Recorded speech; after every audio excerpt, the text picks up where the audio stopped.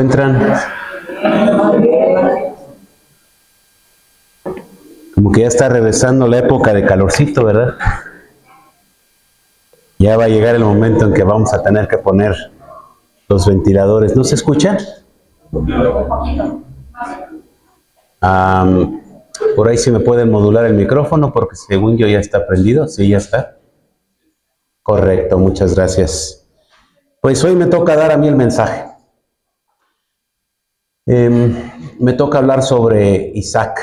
Sí, entonces vamos a poner esto en manos de Dios y vamos a empezar. Padre, eres bueno. Gracias porque has provisto los medios, los recursos, la voluntad, el tiempo para que estemos aquí. En esta mañana que vamos a reflexionar un poquito en torno a tu palabra, yo te pido que quites toda distracción, que pongas nuestros corazones atentos, nuestro entendimiento abierto, para poder conocer, para poder aceptar y para poder aplicar lo que con tu palabra nos vas a mostrar el día de hoy. En tu santo y bendito nombre. Amén. Pues en esta serie que estamos llevando sobre el libro de Génesis, me toca hablar sobre lo que sería el segundo patriarca del pueblo de Israel, y este es el personaje de Isaac. Normalmente Isaac lo conocemos por el hecho de que estuvo a punto de ser sacrificado por Abraham. Pero como que es una figura no tan conocida o tan famosa o que haya hecho Dios tantas cosas como las que hizo con Abraham, las que va a hacer después con Jacob, y bueno, mucho menos las que hizo con Moisés. Abraham parece ser una figura, gracias, una disculpa. Isaac parece ser una figura un tanto opacada, ¿sí? Pero la verdad es que no, la verdad es que tiene mucho que trabajar. Hoy nos vamos a concentrar en el Isaac adulto. Hace 8 días, Frankie nos hablaba del asunto de cuando Isaac está a punto de ser ofrecido en sacrificio y que fue una actitud muy importante el hecho de que pues él no salió corriendo, que no era tan jovencito y que su padre de repente lo sube al altar que hizo sobre piedras y lo empieza a amarrar. Y pues la Biblia no dice algo de que Isaac se haya rebelado. Parece ser que se quedó quietecito esperando a que fuera degollado por su padre. Gracias a Dios, eso no ocurrió. Y como que esa es la imagen con la que nos quedamos, ¿no? Isaac, el que se ofrece voluntariamente en sacrificio. Pero vamos a ver qué pasa con él de adulto. La idea central que vamos a desarrollar el día de hoy es que estas bendiciones, las bendiciones que nosotros estamos buscando de Dios, vienen más que por nuestra actitud, por la promesa de Él. Y lo que nos pide a nosotros es mantenernos fieles ante esas promesas. Entonces, comencemos. ¿Sí? En la actualidad, creo que no estoy diciendo nada nuevo si les digo que vivimos en la cultura del esfuerzo, en una cultura en la cual lo que se alaba es la capacidad de la persona. Hay un concepto que se usa mucho en ciencias sociales sobre esto, que es el de meritocracia. ¿Sí? Todo lo que tienes es porque tú hiciste el esfuerzo y te lo mereces. Y este pensamiento ha pasado a las iglesias, lo hemos absorbido y tristemente lo reproducimos, al grado de llegar a pensar que las obras de Dios, que lo importante que Dios haga en nosotros es porque nosotros lo merecemos. Justo en la mañana estábamos platicando en el devocional sobre el asunto de los milagros y que muchas veces se piensa que Dios no obra milagros porque no tienes la suficiente fe. Y decían, bueno, pero es que hay personas que vimos con mucha fe y sin embargo Dios no obró el milagro que esperaba. Y hay otras personas que ni siquiera le conocían y Dios obró milagro. Entonces, no, parece ser que el asunto no tiene que ver con uno. Isaac nos muestra en este punto algo importante, que la bendición de Dios no se conquista, la bendición de Dios se recibe. La bendición de Dios tiene que ver con estar fieles y atentos a su promesa. Si no confiamos en la promesa de Dios, entonces no confiamos en Dios. Y si no confiamos en Dios, ¿para qué sirven los milagros? Es algo que tenemos que tener en cuenta porque tristemente nos hemos movido también nosotros con el yo lo merezco y a veces le reclamamos a Dios porque sentimos que merecemos las cosas, que las hemos ganado. ¿Sí? Abraham, Isaac y Jacob son estos tres patriarcas de los que el pueblo de Israel habla bastante. Y veamos cómo Isaac no solamente es el que está en medio, sino también es un puente entre la continuidad de la promesa y el cumplimiento de esta, porque Dios le da una visión a Abraham, Abraham sale con esta visión, Abraham le transmite esta visión a su hijo Isaac, y esta promesa de Dios no se cumple con Isaac. Esta promesa de Dios comienza a cumplirse incluso después de Jacob. Cuando el pueblo llega a Egipto y comienza a prosperar y después Dios los va a sacar de ahí. Pero los milagros más importantes, las obras más impresionantes de Dios no ocurrieron con los patriarcas. No ocurrieron con estos tres hombres de los que hablamos, Abraham, Isaac y Jacob. Sí ocurrieron cosas importantes, ocurrieron milagros, pero la principal manifestación de Dios, la manera en la que Dios va a liberar a su pueblo, va a ocurrir después. Todos conocemos lo que Dios hizo en el libro de Éxodo, pero aquí estamos todavía lejos, bastante lejos de ese Dios que va a estar presente todos los días con el pueblo. Es un Dios que apenas se empieza a dar a conocer con algunos cuentos. Sí. Ahora bien, empecemos por lo primero. Dicen, sí, Isaac es el hijo de la promesa. Isaac es aquel que Dios le dice, vas a tener descendencia cuando no la tiene. Recordemos qué pasó. También Frankie nos hablaba de esto el domingo pasado. Cuando Dios le dice vas a tener descendencia y pasan los años y no tienen hijos, ellos le quieren hacer el favor a Dios. Y entonces Abraham tiene un hijo con su esclava. Y Dios le dice, no, no es este. Y después la esclava y la esposa legítima pelean y Agar tiene que salir porque Sarai dice, ya no la quiero. Pero de ahí nace una nación que hasta la fecha es enemiga del pueblo de Israel. Eran hermanos de sangre. ¿Sí? Después de que Sara muere, dice el libro de Génesis, que otra vez Abraham no sé si se casa, pero sí se arrejunta, decimos aquí, con otra de sus esclavas llamada Sétura, y va a tener 4 hijos con ella.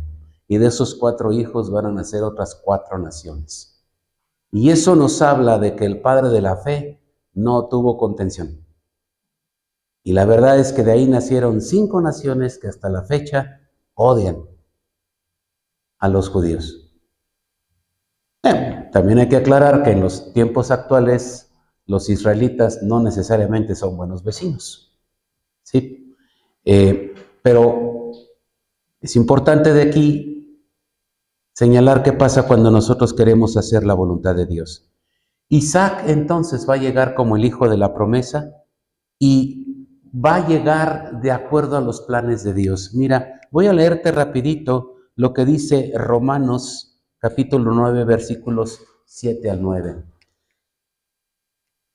Ni todos los descendientes de Abraham son verdaderamente sus hijos. Ya señalé, hay hijos de Abraham que no son parte del pueblo elegido. Pues dice, tu descendencia vendrá por medio de Isaac.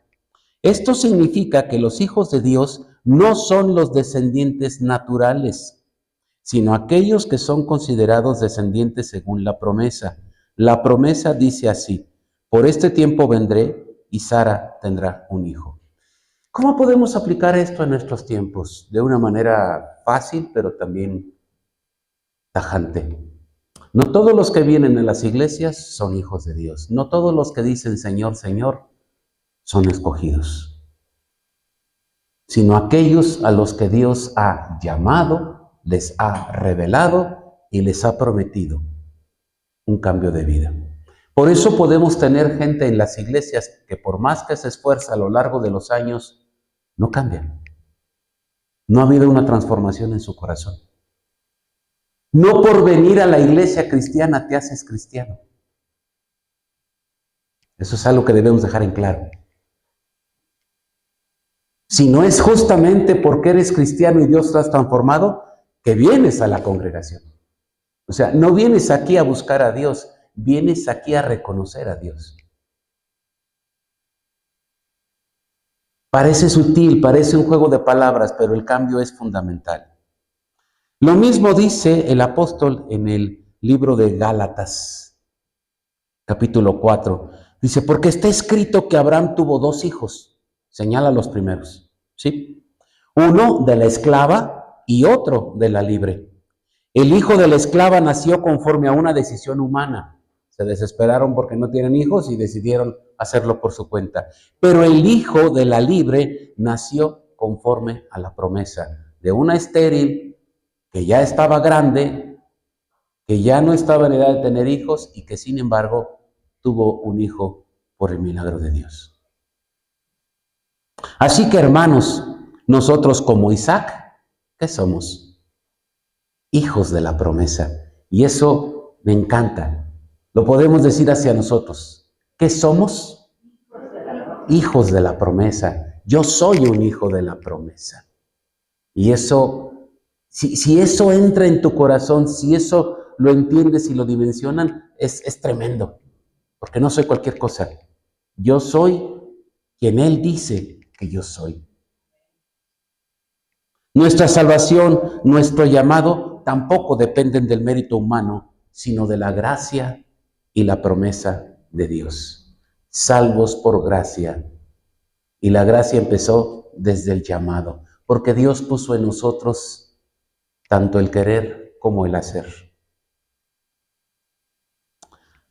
Bien, punto número 2.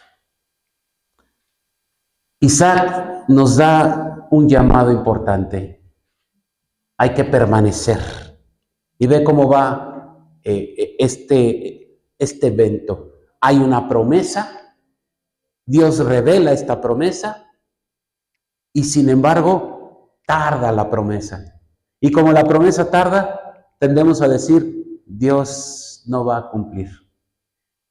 Tendemos a no creer porque a nosotros nos gusta que las cosas se hagan rápido. Yo prometo, hijo, que cuando seas grande te voy a dar esta propiedad. Y pasan 2 días y el niño dice, ya soy grande, papá, ¿ya me la vas a dar? Dios toma su tiempo. Tercer punto, el milagro se cumple entonces cuando Dios quiere, como Él quiere y bajo los términos que Él quiere. Y casi siempre lo que ocurre es que estos milagros se hacen a veces en contra de nuestra voluntad, incluso si no nos gustan. No es a nuestro gusto, es de acuerdo a la voluntad del Señor. Y el punto número 4 entonces es que el legado de ese pacto no es para una sola persona, ni es para una familia, es más, ni siquiera fue para una nación. El legado de ese pacto que Abraham hizo y que cumple a través de Isaac es un legado del cual todos nosotros, los pueblos del mundo, hemos sido beneficiados. Pero chécalo. Se lo cumple, disculpa, estoy articulando mal mis palabras. Se lo promete a Abraham. Pasa Isaac, pasa Jacob, los hijos de Jacob. Se van a Egipto, 400 años en Egipto, y después van a salir. Y hasta después de que salen, Dios los conforma en un pueblo con el liderazgo de Moisés. Y todavía 40 años después de que salieron de allí, Dios les dice, por fin entran a la tierra prometida. Y todavía después de que entran a la tierra prometida, hay un montón de historia. Más de 1500 años de historia hasta que viene el Redentor. Y eso ocurrió hace más de 2000 años. O sea, quiero que te des cuenta con esto, con esta breve cronología que te estoy haciendo, que el tiempo de Dios es lento, pero se cumple. Escuché a un pastor una vez decir que los molinos de Dios muelen muy lento, pero muelen muy fino. Entonces, tranquilos, no estemos desesperados y más en estos tiempos que escuchamos violencia. Justo ahorita que yo estoy hablando, hay un conflicto en Medio Oriente y una vez más, como no sé cuántas veces lo han hecho, se están tirando bombas unos a los otros. Y no le asiste la razón a ni uno ni al otro. Porque ni uno ni el otro están reconociendo a Dios. Tranquilos. En todo este ambiente en donde las cosas parecen ponerse muy mal, hay un hombre que aprendió a esperar. Y hay un hombre con el que aparentemente no pasó gran cosa. Ese hombre se llamó Isaac. Y vamos a ver qué es lo que hizo después de grande. ¿Sí? Mira, Génesis capítulo 26. Estamos hablando que en ese momento Abraham ya murió. Isaac queda a cargo y a partir de ahí él comienza a caminar con Dios. Ya lo hacía desde niño, pero ahora ya no lo hace con la compañía del padre, ahora lo hace solo y él es el jefe de esa familia. Dice, sucedió que hubo hambre en la tierra. ¿Recuerdan que también similar hubo con Abraham? Además de que hubo en los días de Abraham. Así que Isaac se fue a vivir a Gerar con Abimelech. ¿Quién es Abimelech? Rey de los filisteos. Y el Señor se le apareció y le dijo, no vayas a Egipto, quédate a vivir en la tierra que yo te diré. Interesante porque su papá sí hizo lo contrario. Su papá no se quedó y se fue a Egipto a vivir un tiempo. Y aquí Dios le dice, no vayas a hacer lo mismo que tu papá, quédate aquí, aguante. ¿Sí? Habita como extranjero en esta tierra y yo estaré contigo y te bendeciré a ti y a tu descendencia, les daré estas tierras y así confirmaré el juramento que le hice a Abraham, tu padre. ¿Cuál es la diferencia en este momento? Porque la situación parece muy similar. Hay hambruna, no hay comida ahí y necesitan ir a un lugar donde hay. Egipto es un lugar donde hay comida. ¿Por qué? Porque hay un enorme río que riega la tierra todo el tiempo y de ahí hay grandes cultivos. Pero en la región donde ellos están, no, es una región semidesértica. Y Dios le dice, quédate. El sentido común lo que nos diría es, no, pues espérame, yo como que no me quedo, como que yo necesito proteger a mi familia, a mis siervos, a mi ganado y necesito ir a otro lugar. Y entonces a veces de manera un tanto apresurada decimos, en el nombre sea de Dios, órale, ¿verdad? Como si el santiguarnos es suficiente para decir, ya le dije a Dios que vaya conmigo. No sé, se me figura como cuando alguien está saliendo de urgencia de la casa, ¿no? Y está dejando cosas importantes y casi está diciendo, ¡ay, me alcanzas! La lógica humana entonces hubiera sido, ve a donde puedas encontrar alimento, pero no. No todas las oportunidades vienen de Dios cuando las tenemos enfrente. A veces se nos presentan cosas que aparentemente resuelven nuestros problemas, pero nos pueden alejar del Señor. No toda buena oportunidad que se presenta viene del Señor. Hay que tener cuidado con eso. ¿Sí? Incluso, no siempre cuando estamos en problemas es porque estamos mal delante de Dios. A veces en medio de los problemas, Dios quiere que nosotros nos mantengamos firmes. Y eso es lo que hizo el Señor Isaac. Se quedó. Él actuó entonces por fe. ¿Sí? Isaac se queda, Isaac siembra, Isaac hace su vida en medio de una condición difícil.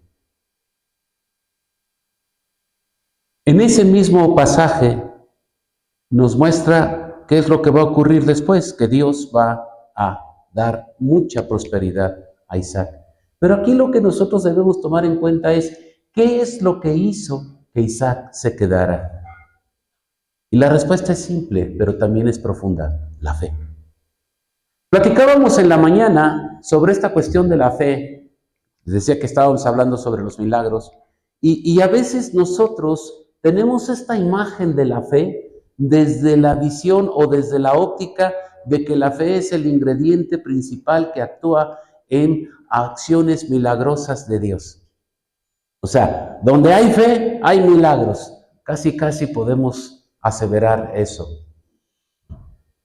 Y es interesante porque si nosotros buscamos cómo aplica la fe en el Antiguo y el Nuevo Testamento, nos vamos a dar cuenta de que la mayor parte de las veces la fe no está puesta en manifestaciones milagrosas. La fe está puesta en la actitud de los creyentes: perseverar. Pablo muchas veces nos invita a perseverar en la fe, mantenernos firmes. Eso es fe. O sea, imagínate la situación. Hay un momento de hambruna en esa región, no hay agua, el ganado está flaco, el alimento está escaseando, y tú sabes que tienes que moverte de ahí porque si no, pues van a morir de hambre. Y sin embargo, Dios dice: quédate aquí. Y él dice: ok, Señor, obedezco. Eso no quiere decir que en el momento en que él dijo, yo obedezco, tatán, las cosas cambiaron y ahora sí todo sale bien. No, nos encantaría, ¿verdad? Pero no ocurre. Ok, tienes problemas con tu casa y tienes ganas de huir, de salir de ahí, porque las cosas no están saliendo bien. Con tu trabajo, con tu iglesia. Y Dios te dice: quédate. ¿Pero a qué me quedo? Si aquí hay un montón de problemas. Quédate. Porque yo voy a hacer de ti alguien nuevo. Hace años llegó un estudiante conmigo. Ustedes saben que soy maestro universitario. Este estudiante es cristiano. Incluso ha venido aquí un par de veces. Y estaba muy triste porque le estaba yendo mal y dijo: voy a renunciar a la carrera, maestro. ¿Y qué vas a hacer? Me voy a ir a México. ¿Y qué vas a hacer en la Ciudad de México? Voy a empezar de nuevo. ¿Y qué te hace pensar que en México te va a ir mejor? ¿Tienes quien te apoye? No, nadie. ¿Tienes conocidos? No, tampoco. Entonces, los problemas los llevas encima de tus hombros. ¿Y te vas a llevar los problemas de Querétaro a México? Le dije: no.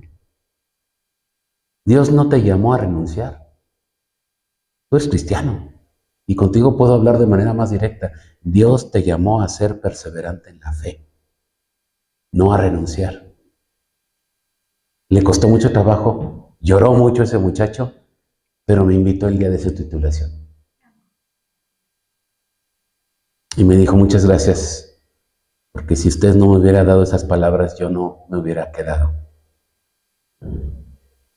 Quiero que pienses ahorita en aquella situación que tienes problemática, en la que estás pensando en renunciar, en salir corriendo, porque las cosas parecen imposibles. Antes de tomar esa decisión, trata de escuchar a Dios. Si Dios te dice que te muevas, va. Pero si Dios no te ha dicho que te muevas, mantente firme. Dios nos ha llamado a perseverar firmes. Y esa, déjame decírtelo así, y esa es la principal manifestación de la fe. Dice la carta de Hebreos que la fe es la esperanza, ¿sí?, de lo que ha de venir, la confianza de lo que no se ve. Pero no es esa confianza de yo no veo el milagro, quiero verlo, no, es esa confianza de la gloria de Dios que se va a cumplir. Porque Dios le dijo a Abraham: haré de ti una gran nación, y no la vio, pero se mantuvo firme. Dios le dijo a Isaac: quédate aquí y te haré prosperar, y en el principio el Señor Isaac no estaba prosperando. O sea, la fe es mirar lo que está a futuro como si ya fuese y con base en eso actuar. ¿Te fijas entonces que la fe es mucho más profunda que un evento trascendental como un milagro? Y no estoy queriendo demeritarlos, pero sí decía yo en la mañana y lo vuelvo a insistir, el milagro es un chispazo que puede ser impresionante, pero no deja de ser un chispazo. La actitud de fe es una actitud lenta, constante, persistente, que funda imperios, que construye reinos. Y nosotros hemos sido llamados a construir el reino de Dios. Y el reino de Dios no se construye de chispazos. El reino de Dios se construye de obras lentas, de actos de fe, de herencia, de tradición, de pasar de una generación a otra el don que el Señor nos ha dado. Somos hijos, herederos de múltiples generaciones que recibieron el Evangelio y que ahora nos han llevado hasta este lugar. Y que no nacieron con la persona que nos habló, ni siquiera con que el que le habló al que le habló. Nacieron desde allá, desde Abraham, desde Isaac y Jacob. Ya desde entonces Dios pensaba en nosotros. Por eso entonces, la prosperidad es consecuencia de la fe. Y quiero ser bien claro en este asunto. La fe no es esa cuestión pasiva que se siente esperar a que las bendiciones caigan del cielo. Eso no es fe, eso es flojera. Pero tampoco la fe es el resultado de esa actitud personal industriosa en donde yo no pongo a Dios en primer lugar y hago todo de acuerdo a mis intereses. Eso tampoco es fe, eso es codicia. Y nos han vendido mucho esa idea. Todo lo que tú hagas se debe a tu esfuerzo. Y si no logras lo que soñabas, es porque no lo estás haciendo bien. Y entonces la culpa es tuya. Tiene ese doble filo, esta lógica del esfuerzo. Dios no trabaja de esa manera. Dios no quiere agentes de ventas. Perdón por los que se dedican a ventas. Dios no quiere. Nosotros, cuando hablamos del Evangelio, no somos agentes de ventas. Y no estoy buscando llenar mi cuota de este mes para ver si me dan el bono. Porque un recién convertido no es una venta hecha. Nosotros somos instrumentos del Dios Altísimo. Nosotros llevamos su mensaje y el principal mensaje que nosotros llevamos es testimonial. Y la gente debe saber que nosotros somos honrados, somos responsables, somos diligentes, somos veraces. Y si alguno de estos no es suficiente, tenemos todo el fruto del Espíritu Santo. ¿Se acuerdan las virtudes? Amor, gozo, paz, paciencia, benignidad, fe, dominio propio. ¿Te explicas entonces? O sea, lo comprendes. El cristiano tiene un paquete integral. Las y los hijos de Dios somos empacados de tal manera que somos totalmente distintos, porque no vamos con la lógica de este mundo. Isaac tenía ese paquete. Por eso el Señor Isaac se puso a sembrar. Dice, Isaac sembró en aquella tierra, Génesis 26, del 12 al 16, y Dios lo bendijo. Y ese año cosechó 100 veces lo sembrado. ¿Qué significa? Por cada semilla que tuvo, esa semilla le dio 100 granos de fruto. Eso no es muy común, ¿eh? Y se hizo rico y próspero, tanto se engrandeció que llegó a tener mucho poder y tuvo rebaños y ovejas y manadas de vacas y mucha servidumbre. Y los filisteos, aquellos que lo recibieron como arrimado, ahora lo envidiaban. Todos los pozos en los días de Abraham, su padre, habían abierto sus criados y los filisteos los habían tapado y rellenado con tierra. Por su parte, Abimelec le dijo a Isaac, apártate de nosotros, pues ya eres más poderoso que nosotros. O sea, ya te tenemos miedo porque ahora tienes más poder que nosotros. ¿No te ha ocurrido eso? Que tu jefe en el trabajo te tiene envidia porque tú sabes más que él. Que tus compañeros en la escuela te tienen envidia porque sabes más que ellos. ¿Sabes qué? No es motivo de vanidad. Ni se te ocurra decir yo sé más que ellos, aunque lo seas. Porque, ¿qué es lo que hizo el señor Isaac? Se fue. Dijo, ok, ¿no me quieren? Se fue. Continuamos. Entonces Isaac se fue y acampó en el valle de Gerar y allí se quedó a vivir. Volvió a abrir los pozos de agua que en los días de Abraham su padre se habían abierto y que después de la muerte de Abraham los filisteos habían cegado. Y volvió a ponerles los nombres que sus padres les habían dado, o sea, hizo funcionar de nuevo los pozos. Luego, los siervos de Isaac cavaron en el valle y encontraron ahí un manantial de agua viva. Entonces los pastores de Gerar contendieron, ¿sí? Decían, esa agua es nuestra, y no la querían. Y abrieron otro pozo y riñeron también con él. Luego Isaac se apartó de ahí y abrió otro pozo. Y por fin, a la tercera, ya no riñeron con él. Y a ese nombre Isaac le dio el nombre a ese lugar de Rehoboth, que significa lugar amplio. El Señor aquí nos va a hacer prosperar, dijeron. Pero quiero que veas la secuencia. Dios le dice quédate, él se queda y siembra, y Dios lo hace prosperar, y los vecinos se llenan de envidia y le dicen, ya no te queremos aquí. Él dice, ok, me voy. Y a donde él se va, también ahí lo echan, porque dicen, esos pozos son nuestros. Eso es envidia, te está yendo bien y yo busco quitártela. ¿Y qué es lo que hace Isaac? Todo lo contrario a lo que nos enseñan a hacer hoy. ¿Qué nos enseñan? No, no te dejes. Ve y dile. Y si no es posible, tráete al abogado. Y si la ley no prospera, saca el machete, saca el rifle y a ver de dónde salen más correas. Pero no te dejes. Defiende lo que es tuyo. Es interesante porque en este caso, lo que Isaac nos muestra es una actitud que hoy en día llamaríamos cobardía. Isaac se muestra cobarde, de acuerdo a nuestros estándares.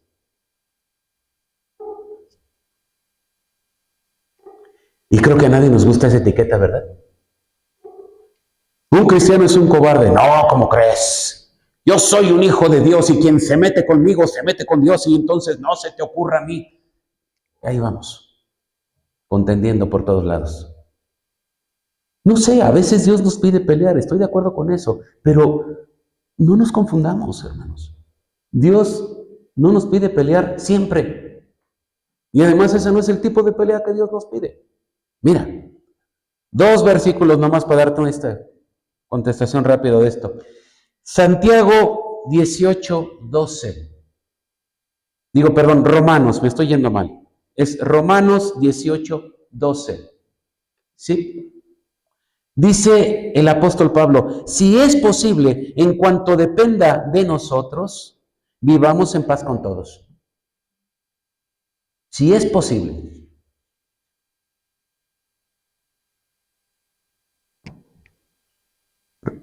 Romanos 18, digo 12:18, lo dije mal, sí, vi tus ojitos y dije, algo me está diciendo. Perdón, tengo ese problema de que luego cambie el orden de las cosas. Romanos 12:18. Si es posible, en cuanto dependa de nosotros, y yo diría de ustedes, vive en paz. Luego, Santiago 3:17. Pero la sabiduría de lo alto es ante todo pura y además pacífica, amable, benigna, llena de compasión y de buenos frutos, ecuánime y genuina. O sea, es interesante porque miles de años después de Isaac hay 2 hombres, 2 discípulos de Cristo que dicen, vivamos en paz. Y si el vecino te pelea algo y realmente ese algo no es importante, déjaselo. Trata de vivir en paz. Me encanta sobre todo ahora cuando los matrimonios fracasan. No, hombre, el pleito. Hay una canción que me encanta que dice, ¿y con quién se queda el perro? O sea, nos peleamos todo, hasta la mascota. Y lo que Pablo está diciendo es, si es posible, déjaselo. Dios nos ha llamado a vivir en paz. El cristiano no es una persona que está buscando pleito. No todo el conflicto necesita confrontación. Yo no sé cuándo, ¿no? O sea, si tú vienes ahorita y me platicas a mí tus conflictos, no tengo respuesta, pero yo tengo una idea de cómo podemos buscar la respuesta. Pero no siempre la confrontación es lo mejor. A veces la victoria es retirarse. A veces Dios va a darte victoria de retirarte porque ¿qué es lo que pasó? Mira, me voy a ir al siguiente punto. Cuando Isaac se va de ahí, se va a Beerseba, ¿sí? Y esa misma noche Dios se le aparece y le dice, aquí te voy a hacer prosperar. Y dice después ahí en el capítulo 26 más adelante, como el mismo rey de los filisteos que le había dicho, vete de aquí porque eres superior a nosotros, ese mismo rey después lo va a buscar a decir, oye, la verdad, hicimos malas cosas contigo, queremos vivir en paz porque sabemos que tú eres un hombre muy próspero. Isaac fue prosperado en gran manera por Dios. Y frente a todos sus enemigos, él hizo que él se levantara. ¿Pero quién? Dios. ¿Y qué hizo Isaac? Del punto de vista humano, ser un cobarde y estar huyendo. Del punto de vista divino, permanecer y hacer lo que Dios le pedía. ¿Sí lo estoy explicando bien? Entonces, cuidado. No creas que toda pelea significa que tú tengas que levantar las armas y la bandera y decir en el nombre de Dios. A veces Dios lo que nos está pidiendo es otras cosas. Y entonces vemos esta secuencia. Hay un conflicto. Y frente a ese conflicto, lo que hace Isaac es evitar el conflicto, como nos dice Romanos 12:18. ¿Sí? Segunda, hay una respuesta de fe. ¿De quién? De quien está viviendo el conflicto. Y la respuesta de fe es hacer primero lo que Dios no pide. ¿Y qué es lo que Dios te pide? Sé obediente, ve buscando. En ocasiones es mejor ceder. En muchas ocasiones, incluso en los conflictos en pareja, varones nunca le van a ganar a las esposas.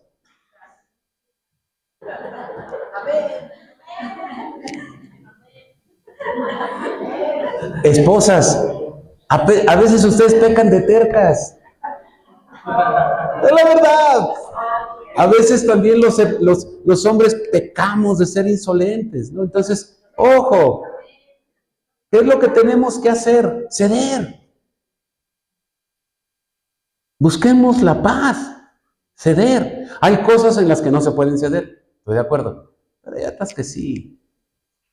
Que si no te gusta cómo limpio, cómo guiso, vamos cediendo. Mira, quiero que te pongas a investigar de una manera más sincera. ¿Y de dónde vienen los conflictos que has tenido fuertes con tu pareja? Yo te aseguro que un alto porcentaje de ellos vienen de puras tonterías.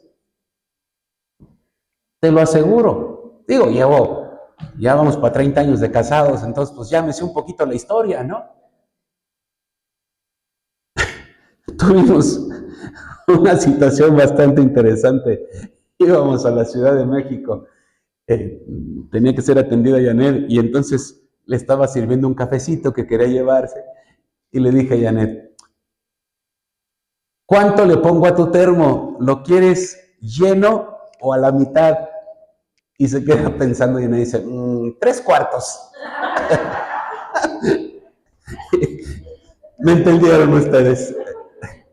Y yo le dije, ¿te diga lo que estás haciendo? Ay, pero ¿qué problema hay en 3/4? No, eso no es ningún problema. El asunto es, tiene que ser lo que yo digo. Si no, no. ¿Y qué tal que yo me hubiera machado? Me hubiera empecinado. Pues no llegamos a nada. Entonces, ¿cuántas de las veces, querido esposo, tu mujer te dice que es a 3/4 y tú le estás ofreciendo una opción distinta? Pues pónselo a 3/4, hombre. ¿Y cuántas de las veces, queridas esposas, no hay para darte 3/4? Pues confórmate con el medio. Punto. Creo que cuando baje de aquí voy a tener problemas. Ok, me quedan 5 minutos para cerrar. Entonces, vamos avanzando rápido en ese sentido. ¿Qué es lo que hace Isaac? Edifica altar. Y entonces, esta es la secuencia. ¿Tienes un problema? Lo primero que tienes que hacer es adorar a Dios. Chécalo, es bien importante, ¿eh? Segundo, reconoce que tú dependes de Él. Dile a Dios que no puedes. Es totalmente válido que le digas a Dios que no puedes. Tercero, busca estabilidad emocional, planta tu tienda. ¿Qué significa plantar tu tienda? Poner claros mis fundamentos. ¿Cuáles son las cosas que me mueven? ¿Qué es lo que me está moviendo aquí? ¿Me está moviendo el tratar de agradar a Dios o me está moviendo el tratar de conseguir mis intereses personales? Eso es plantar tienda. Y tercero, ponte en acción. ¿Y por qué? Isaac no se quedó esperando que llegaran las bendiciones del cielo. Isaac puso a sus siervos a sembrar y a cavar pozos. ¿Sí? ¿Ya no quiere? Ah, ahí está. Entonces, ahí está sintetizado. Evalúa cada circunstancia. ¿Sí? Pero primero pon a Dios por delante. Sí. Porque ve cómo estamos comparando la forma en la que el mundo hace las cosas y la forma en la que hacemos nosotros. Porque la forma en la que el mundo hace es todo un plan estratégico, pero en el cual solamente tú tienes la respuesta. Acá no. Acá haces un plan estratégico a partir de lo que Dios te dice. Entonces, antes de empezar cualquier tipo de plan, sobre todo si tienes que tomar decisiones importantes, pon a Dios por delante.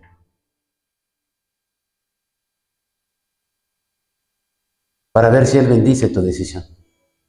Invoca su nombre. Está atento. Busca el momento íntimo de oración, de lectura de la palabra, porque Dios te va a hablar a través de esos momentos. Y a partir de ahí, pon mucha atención para ver qué es lo que Él te dice. ¿Sí? Y cuando ya tengas eso claro, ahora sí, ponte a trabajar. Ponte a hacer lo que Él te pidió. Estamos cerrando. Prioriza entonces la oración y la adoración en cualquier circunstancia. Recuerda, se adora a Dios no solamente con cantos, se adora a Dios con todo lo que hagas. El culto racional es adorar a Dios a través de todo lo que tú haces. Jamás tomes decisiones sin haber consultado previamente con el Señor. No es mala la idea de que vayas y pidas opinión de otros, pero ojo, fíjate con quién. O sea, si voy a pedir consejería matrimonial y voy con mi amigo que ya lleva 3 matrimonios, pues no me va a ayudar.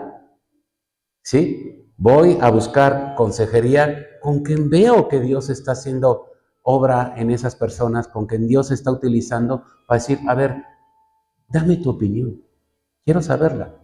Y si esa persona en la que buscas consejería verdaderamente es un hijo o una hija de Dios, lo primerito que va a hacer es saber, vamos a orar. Vamos a ver qué es lo que Dios nos dice. Vamos a consultar su palabra. Vamos a tratar de encontrar la respuesta primero de Dios. No es por experiencia humana. Isaac entonces se convierte para nosotros en el custodio, en el legado de la fe. El ejemplo a tomar de Isaac es ese. Es un hombre que perseveró en la fe. Es un hombre que no buscó brillar y que él sabía perfectamente que la importancia de él estaba en mantenerse firme. La importancia de él no estaba en ser un gran soldado, estaba en permanecer. Y a veces esos son los ejemplos a los que menos le ponemos atención. Finalmente, me voy a brincar los pasajes ahorita por cuestión ya del tiempo. Isaac le dice a Esaú, tú vas a recibir, a Jacob, perdón, tú vas a recibir la herencia, y Esaú le dice, tú no la vas a recibir. Le toca ese difícil papel a Isaac, pero ese legado de Abraham pasa a Isaac, Isaac se lo pasa después a Jacob, y Jacob después se lo va a pasar a sus hijos y no a todos. Porque incluso dentro de las tribus, hubo tribus que salieron con regaño de parte del padre. Y solo una dijo, de ti descenderá el Mesías.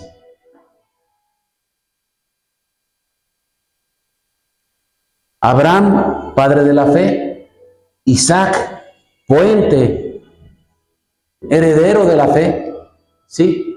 Y Jacob, el padre de las 12 tribus. Y las 12 tribus a través de las cuales el Señor trajo bendición a todos los pueblos.